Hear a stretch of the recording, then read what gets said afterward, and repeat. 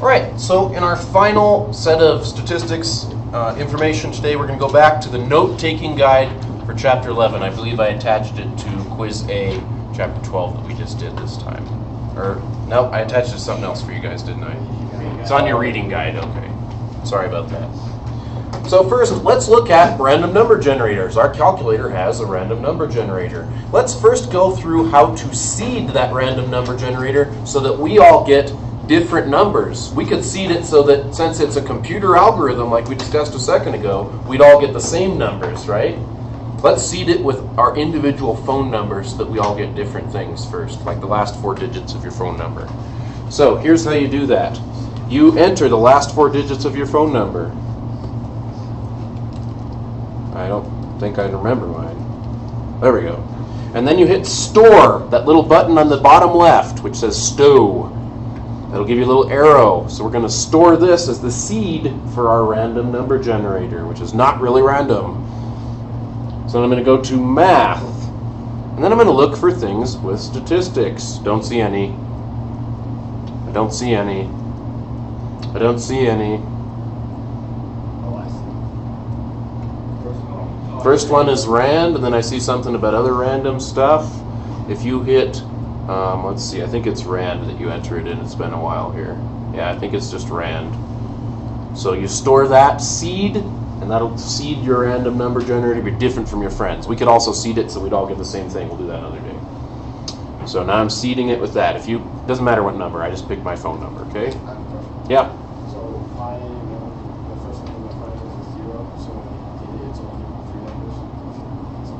Just pick whatever, John. It doesn't really matter. Seed it with whatever you want, right? Pick something kind of pseudo-randomly.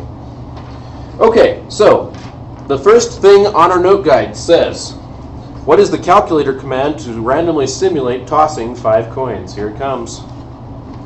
Math. It's in that same spot. That's the probability spot. Coins can be simulated. Well, we first better kind of do what we said a second ago on the other one. Write down what the simulation's going to be. 1 or 2 digits. What do you guys think?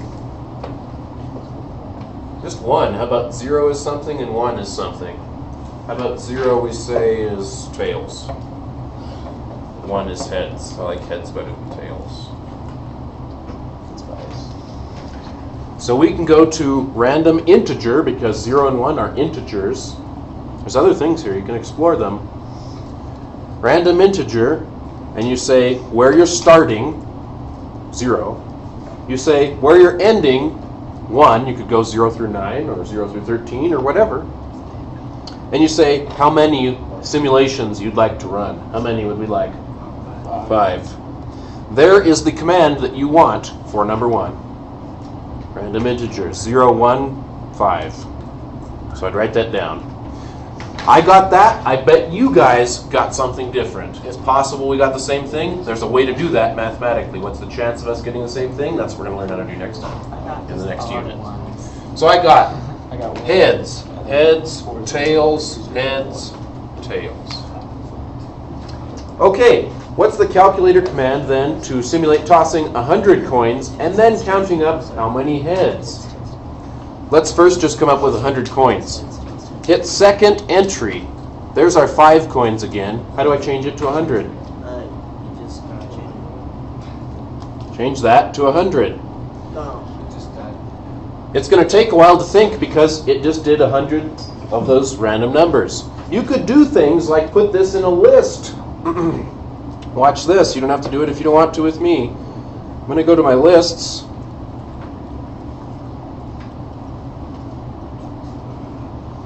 A 100's too hard to display on your home screen, so why don't you do it right here? And say math, random integer, 0, 1, 100.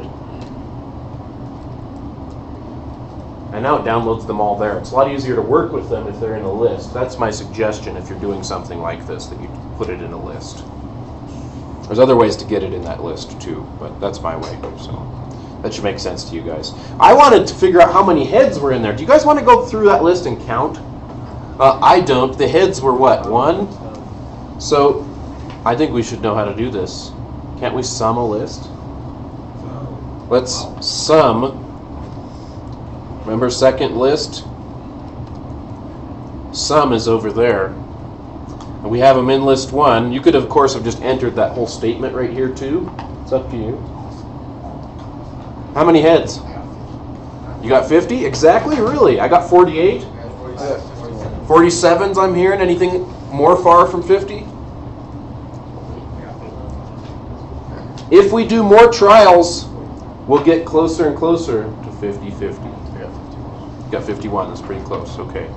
So let's look at a specific example where we're going to use this. Kevin Garnett. Kevin Garnett, one season, had 78% free throw percentage. Use random numbers to design a simulation to see how many shots he could make in a row. So your first thing on this example should be to heavily underline in a row, because we could be asking all kinds of things about his free throws. I'm going to ask a couple different things. Okay? So what is the component or the event? So this is where we're starting to learn how to work with the simulation vocabulary. I said this. 78%, aren't we going to need 2 digits? I think so. So I said one 2-digit number represents a foul shot. Each foul shot is an event. Okay? Next thing I asked for was a trial. What do you guys think on trial? Trial is one of the easier things for me to come up with. The word just makes sense to me. I don't know, it might not for you, but we're trying to see in a row here. So when is a trial going to end? I think that's the key way to think about a trial. When is it going to end? When he misses. Exactly, there you go. So this is going to say, I'm going to say a trial ends. That's the key for thinking about trials, is when do you stop? That'll help you with that World Series example. That's key. The trial ends when Garnett misses.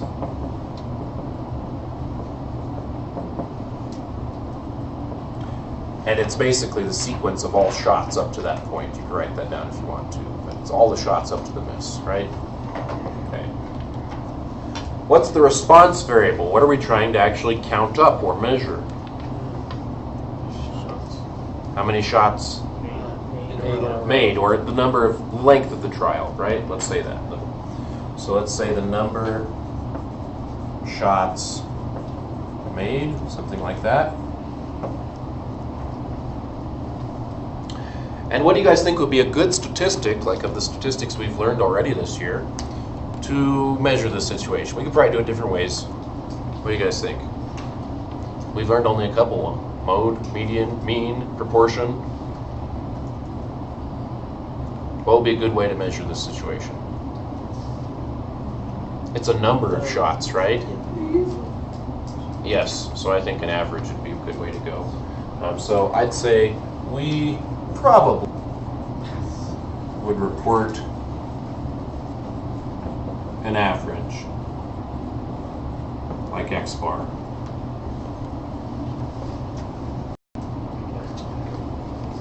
Okay. Number 4. What if I change the question we're asked?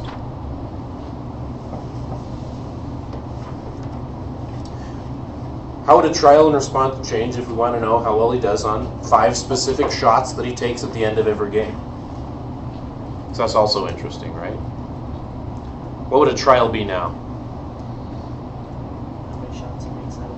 How many shots he makes out of 5. He's going to take 5, and we're going to run 5 little 2-digit numbers at a time every time, right? Very nice, Richard. So we're going to say we always, I'm going to use that word to make it real clear for my readers. That's a key word, right? We always look at 5. The other time we could have looked at 2 if you missed after 1, or 3 if you missed after 2. It could have changed. Or it could be on a hot streak and hit 10 in a row. But this time we're always going to look at 5 2-digit numbers.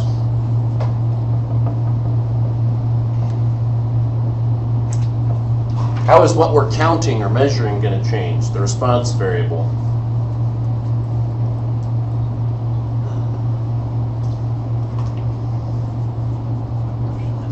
the number of makes,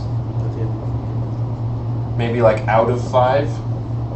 We don't have to do it out of 5, but I think that kind of makes more sense in this case, right? We could still do an average, another x bar.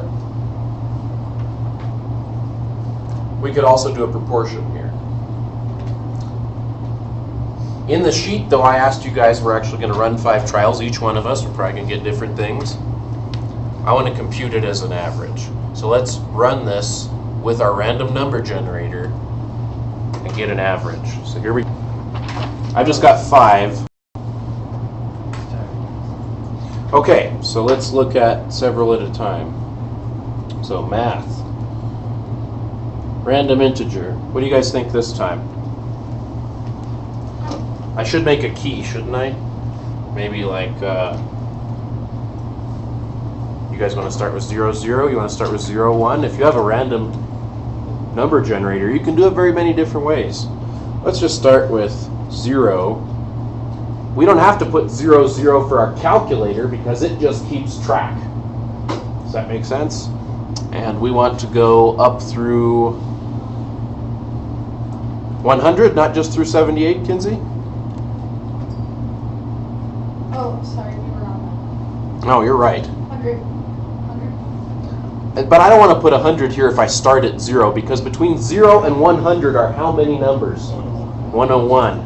I either got to go 0 to 99 or 1 to 100. That's a choice I've got to make. See, I should just write down a key here. So we'll say that, we'll say 0 through 99. Are we going to use those digits? Oh, I didn't want to write into my calculator screen, sorry.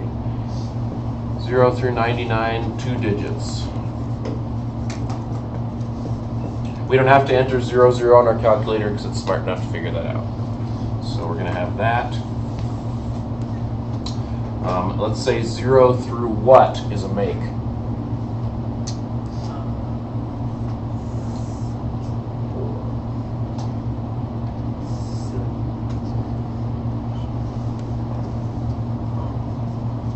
We started at 0, that's 78 numbers. If you want to make this easier on yourself, you could always go 1 through 78. I'm just showing you that there's differences, and you got to be careful of those differences, okay? Then we'd say that 78 through 99, those are going to be misses. So we're doing the 5 shots, right? So let's do 5 shots all at once. So we'll say 0, our setup says 99, 5 shots. So look at yours and interpret those shots. So for me, at the end of this game, Kevin Garnett made it, he hit it, he hit it, he missed it, he hit it, he hit it.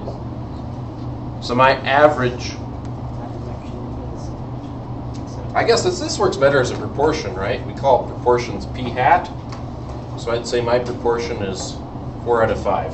What'd you guys get?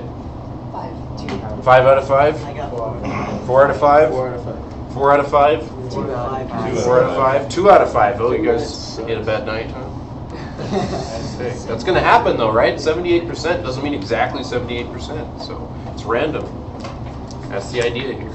All right, so we've got that one. Let's look at what's next.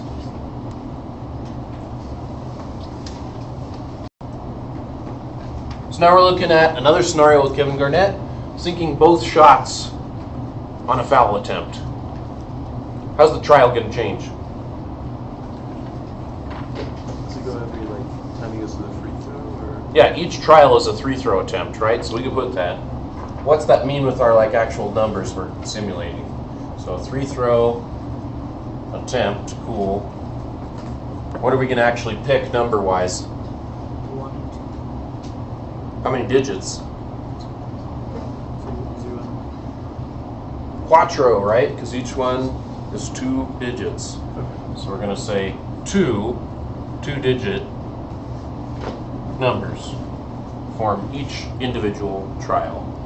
We're going to run 20 trials on this and see how many times he made both. Does that make sense? We could also look at how many times he missed both. 2 different questions. The response variable is going to be, I just said it, whether he makes both or not. So let's use our calculator again to do this. I'm just going to pull up my last thing. 0 to 99 still should work, right? I'm going to do 20 trials. And here's another way you can get these into your list. Say, store in L1. You know what? I have stuff in L1. You guys might too. Let's put it in L2. There's another way to do it. So now if you go look at your list, you can kind of scroll down it. It's a lot easier than using the home screen of your calculator. So for me, I got this. Why don't you guys do it for yourself and count up what proportion he got for you? So for me, I'm going to say, let's see. Oh, my bad. We need to do this a little differently. Let's see. So, quit. What did I ignore? I just simulated 20 single shots. How many do I need to simulate? I need to simulate 40, right? My bad. So I can go and hit second entry and say 40 right there. That was an easy mistake to make, right? So it'll overwrite it, yeah. I didn't do that with list 1 because it was longer. I put 100 things in there earlier, so it might have had junk at the bottom. So now I'm going to go back and look. You don't have to do this in list. I just find it easier to read my list. You guys know what I mean? It's easier to scroll on them. So now why don't you guys count up yours? I'll count up mine. So here we go. I'm going to say hit. That's 1. He did it. 2 for me. 3 for me.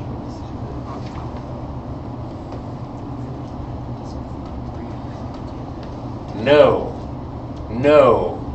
Yes. Teachers, please find interruption. Mr. Beeman would like for all FFA members who got a shirt to report to his classroom. Yes. Time. Thank you. He's just going to have to wait for you guys to know.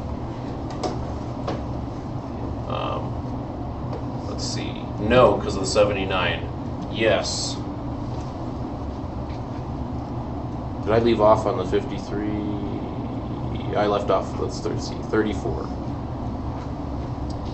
Yes. Now we've got 99, that's not going to count.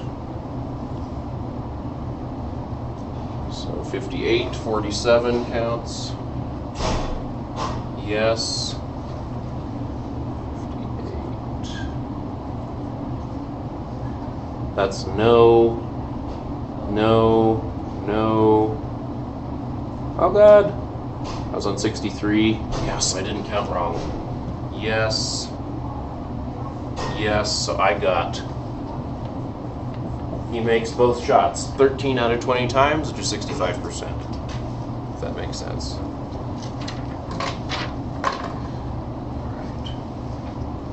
Let's just talk about number 8 and call it a day. So we've had a lot. Okay, number 8. Suppose we are randomly to select 3 students from AP Statistics to speak about how statistics relates to the real world at a parent night. This was something I did a while ago. How likely is it we'll get exactly 3 boys? So what's an event going to look like? Not a trial, but an event. Well, our class has more than 10 kids in it, right? So we need 2-digit numbers again, I think. So I said an event for number 8 is going to be 1 2-digit number. I guess that'd be different if there were more than 99 students, then we'd have to go to 3-digit numbers, right? So we could match each student up with a number. So the next thing was, what's a trial? Remember, think about where is it going to end?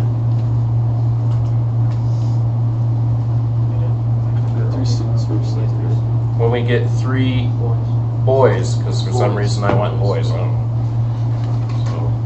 When, say, ends when we obtain 3 males.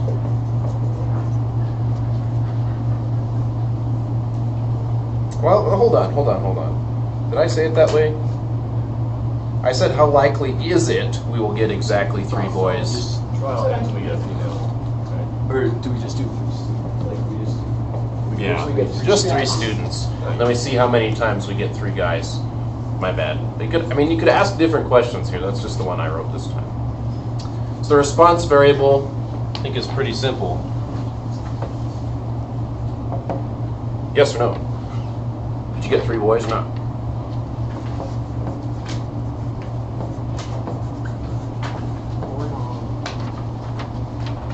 So tally up how many times you did, how many times you didn't. And then the last thing I wanted to do was run 10 trials with the random digits table and see how many times that actually happened. Let's set up what our simulation would look like. Going through the table is pretty easy. I don't even know if I'm going to tape that. You guys, I think, have got it. Haven't we? We'll do a couple more next week. But let's see. So what would that look like digits-wise? So for us, it'd be like 0, 1. There's 23 students in our class, I think. Those would be like people. So we'd put Tyler probably first because he's got a Lee first name, an A first name. And then we'd put everybody in alphabetical order. We'd match them up with 1 through 23, just like we saw in that other example. And what would we do if we got 24? We'd skip it. If we got 24, we're looking at 2 digits at a time, so we could see 99. Since we're looking at 2 digits on a time on a table, we could also see 0, 0. And we'd have to skip, and you also want to always say repeats, skip those 2. And we keep going until we did 10 trials. Each trial, we'd be looking at 3 2-digit numbers. So we'd be looking at 6 digits at a time, unless we have skips. So there's probably going to be quite a few skips, aren't there? So it's not going to be just 6 digits most of the time. We probably have to go like 1 line sometimes. All right? So there's another example.